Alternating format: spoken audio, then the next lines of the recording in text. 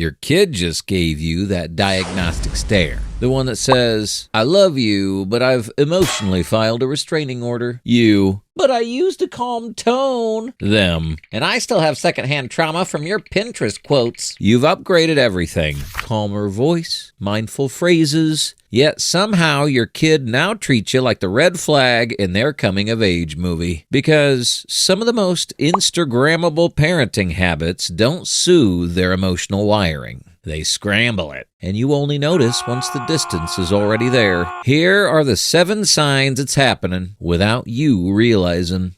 Number 1, you're so supportive, they're terrified to disappoint you. You think you're being the healthy parent, the supportive one, the I don't care about grades, I care about effort parent. But your kid hears that and feels like you just handed them a vague emotional Everest with no map, no oxygen tank, and a motivational quote is the only survival tool. Because here's what actually happens. You just do your best. Their brain. Define best, please, for the love of all carbohydrates. To a kid, your best isn't encouragement. It's a foggy trap with no ceiling. Kids don't want a vibe. They want a rubric. This isn't algebra. It's Hogwarts for anxiety. Congratulations, you've raised Hermione with imposter syndrome. Kids can handle hard. They can't handle vague. Ambiguity is their natural enemy. And suddenly, your smile feels like a performance review metric. You say, I'm proud of you no matter what. But then you flinch,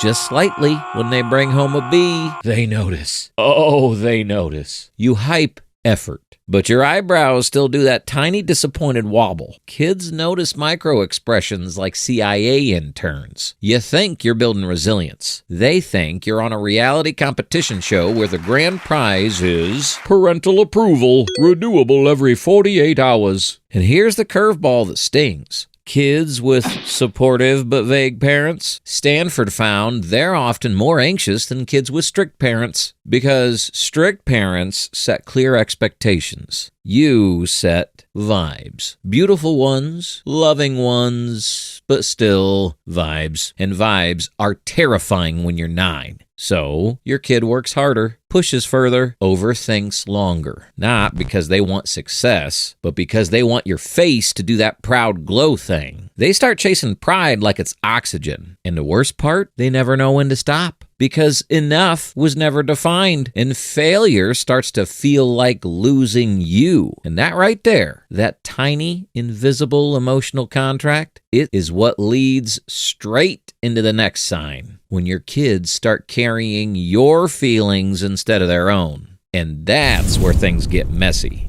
Number 2, you overshare in the name of honesty.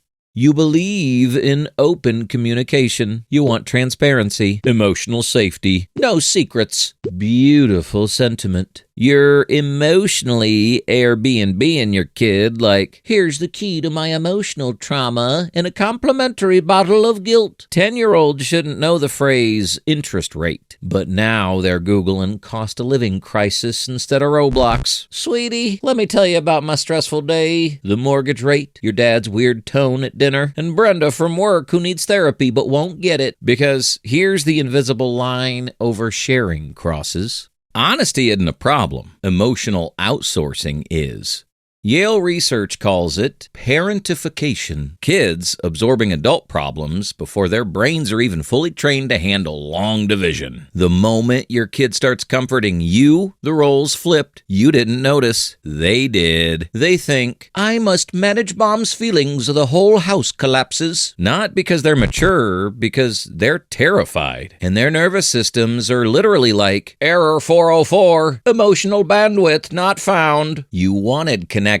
You accidentally built codependent vibes with a child who still watches cartoons. And this is the part most parents miss. Once kids start managing your emotions, they retire their own. Because mom already has enough to worry about. Which leads perfectly into the next problem. Kids who overshare force themselves stop expressing real feelings. They start going numb. They start shutting down. And that's where sign number 3 hits like a plot twist you did not order.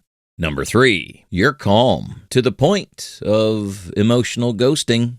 You read the books, you watched the TikToks, you mastered the gentle parenting voice, and now you're so calm during your kids' meltdowns, you look like you're filming a meditation advert against your will. You're there, like, I hear that you're having big feelings. Your kid's like, cool, but is there a human under the Zen filter, or... Here's the problem Harvard points out. Kids don't need neutral, they need matched. Not your meltdown, but your humanity. When you go full therapist monotone, your child doesn't think, wow, my parent is regulated. They think, are they even here? Do they care? Am I alone in this? Kids don't want a mindfulness app in human form. They want a parent whose face moves. Real empathy isn't tidy. Sometimes it's, that sucks, buddy. Or, I get why you're upset. I'd cry too if my waffle broke in half. Because emotional stillness isn't always safety. Sometimes it feels like distance, wearing a polite smile. And the moment that distance becomes the norm, the next problem shows up fast. And you never see it coming. And here's the thing no one tells gentle parents. Kids can't tell the difference between, I'm trying to stay calm to support you, and I'm staying calm because your emotions make no impact on me. One builds trust. The other feels like emotional ghosting. You're not calm. You've entered your customer service era. Thank you for expressing your meltdown. Your distress is very important to us. Please stay on the line. But this isn't even the part that causes the real detachment, because when your kid feels like you're emotionally far away, they stop bringing you their feelings altogether. Next, we slide into the parenting mistake that cracks the relationship wide open.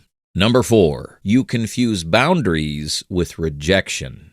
Parents think saying no breaks the relationship, but somewhere along the way, safe place turned into parent who approves every request like a broken vending machine. Your kid asks for one more snack, one more show, one more sleepover night in your bed, and you're there sweating like you're defusing a bomb. If I say no, will they think I'm a bad parent? If I say yes, will I ever sleep again? Boundaries aren't walls, they're fences with gates. And you're running a theme park with no height requirements. Kids think inconsistent parents break the universe. They don't love the meltdown in the moment.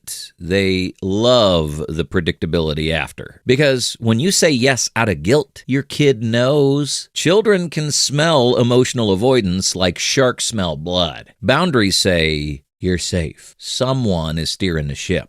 No boundaries say, we're both lost at sea, but I pack snacks. And here's the twist every guilt-ridden parent hates hearing. Kids don't resent rules. They resent instability. You're not their cruise director, you're their captain. And captains don't apologize for turbulence. But shaky boundaries have a sneaky side effect. When you're scared to disappoint them, you start jumping in to save them from everything. Which brings us to the parenting habit that looks loving, feels loving, and still accidentally breaks a kid's resilience in half. Number 5, the rescue flex, aka Captain Fix-It syndrome. Your kid forgets their lunch? You sprint to the school like you're delivering a donor kidney. They mention homework stress? You're already halfway through writing the intro paragraph for them, looking like a deranged ghostwriter for a child who can't spell Wednesday. You're not raising a child. You're managing a VIP client with a 24/7 concierge service. It feels loving, noble, heroic. But here's the disaster plot twist. Every time you swoop in, their brain learns one thing.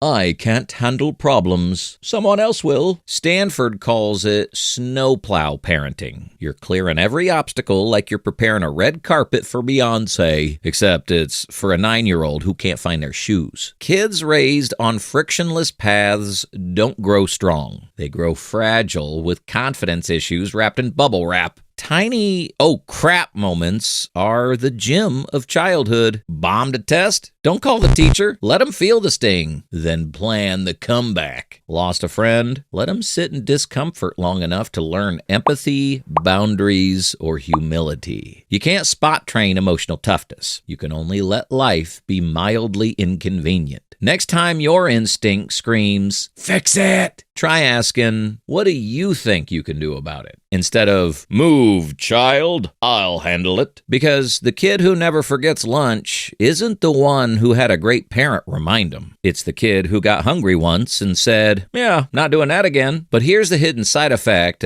Captain Fix-It mode. When you rescue constantly, something else quietly breaks. Your authority. Because kids who are rescued all the time start seeing you less like a parent and more like a friendly but overworked personal assistant. Which drops us perfectly into the next parenting habit that causes teens to detach faster than Wi-Fi in a thunderstorm.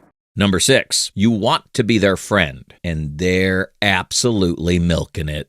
You swore you'd never parent like your strict parents. You were going to be different. Evolved. The parent who listens. The parent who gets it. The parent who says vibes with a straight face. Your kid calls you bruh, and now you're in a reverse mentorship where they teach you boundaries. Poorly. They've also emptied your $38 skincare and explained that curfews are a colonial construct. You wanted connection. You got a roommate with 0 boundaries and a skincare addiction. Being your kid's friend feels adorable. We need to talk about your grades. Them, you need to chill, bestie. Cool parenting has a hidden danger. Friendship thrives on equality. Parenting requires hierarchy. Once you blur that line, your authority has the structural integrity of a paper straw. Harvard research shows teens with overly permissive parents are 3 times more likely to hide risky behavior. Not because they're bad kids, but because they literally don't know where the line is anymore. They'll tell you everything except the stuff that actually matters. Then, Mom, my friend Liam vapes mango flavor.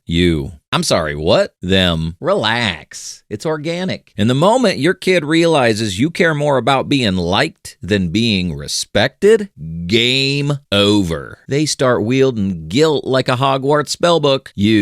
Please don't talk to me like that. Them, wow, I thought we were friends. We are. Wait, no, we're not. Okay, go to your room. Them, oh my God, you're literally ghosting me. You're not supposed to walk on eggshells in your own house. You're not raising a buddy. You're raising a future adult who will one day need to do taxes, apologize properly, and not crumble the moment YouTube serves them an unskippable ad. A friend says, do whatever makes you happy. A parent says, do what's right. I got you when it's hard. And years from now, they won't remember the nights you said yes. They'll remember the nights you held the line. Because friends don't get teens safely through adolescence. Parents do. But here's the punch in the ribs. Trying to love your kid through everything without structure can actually make the problem worse, which drops us straight into the final sign.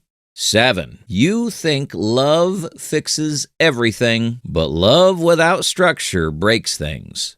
You love your kid, obviously. You hug, you validate, you listen like you're trying to win Parent of the Year Gentle Edition. But here's the plot twist most parents never see coming. Love without structure doesn't create safety. It creates chaos with cuddles, and kids start to treat emotion like permission. Mom loves me. She won't stay mad. Dad loves me. He'll cave eventually. This rule isn't real unless they raise an eyebrow. You said, because I love you. And they heard, no rules, no consequences. Now pass me the tablet. Columbia's developmental research shows that kids raised in emotion-only households struggle with self-regulation as adults, not because they were unloved, but because they were unstructured. They grow up believing consequences are cruelty instead of clarity. And here's the truth no parenting book wants to print. You're not supposed to love them out of consequences. You're supposed to love them through consequences. Because I love you isn't the excuse. It's the reason you enforce the boundary. Because if you let your love erase structure, your kid learns that comfort equals safety. And that's how adults end up chasing chaos just to feel something real. But here's the part 99% of parents miss. This isn't about being perfect. It's about being self-aware enough to change the pattern before it becomes the family legacy you never meant to pass down. Which brings us to the final, uncomfortable, hope-filled truth.